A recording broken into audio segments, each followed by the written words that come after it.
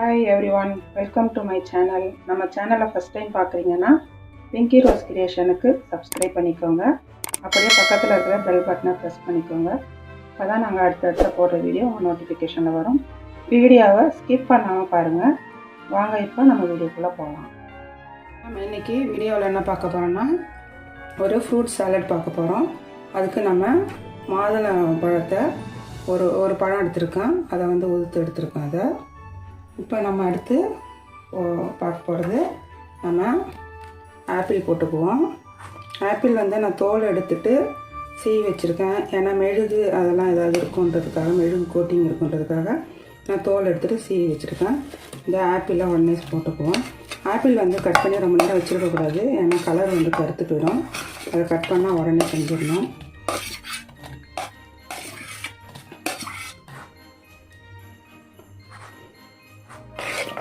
எடுத்துருக்கிறது நான் அத்திப்பழம் கட் பண்ணி வச்சுருக்கேன். அத்திப்பழம் நிறையா நியூட்ரிஷன்ஸ் அதில் இருக்குது. அது ரொம்ப சத்து, நோய் எதிர்ப்பு சக்தி ரொம்ப ஜாஸ்தி இருக்கும் அதில். அதுக்காக நான் அந்த அத்திப்பழத்தை எடுத்துருக்கேன்.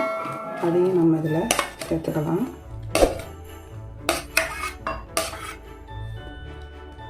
அடுத்து நம்ம பார்க்க போகிறது ஒரு வாழைப்பழம். இது மலை வாழைப்பழம், இந்த நேந்திரம் பழம் சொல்லுவாங்க இல்லையா, அந்த பழம். அது நான் கட் பண்ணி வச்சுருக்கேன்.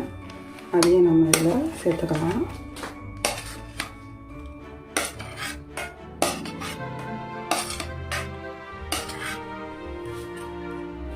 நான் செரி பழம் எடுத்துருக்கேன். இது நல்லா கலராக இருக்கும், நல்லா இனிப்பு சுவை ஜாஸ்தி இருக்கும். அதுக்காக இதை நான் அதில் போட்டுக்கிறேன்.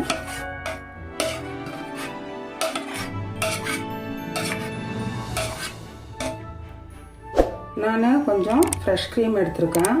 ஃப்ரெஷ் க்ரீமில் நான் சுகர் ஆட் பண்ணி வச்சுருக்கேன். அதை நம்ம இதில் சேர்த்துக்கலாம்.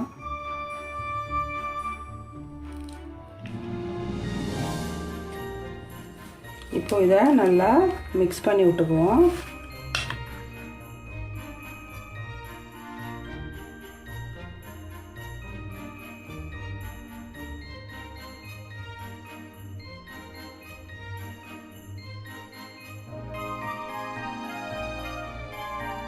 நான் இதில் வேறு எதுவும் பெப்பர் அதெல்லாம் சேர்க்கல.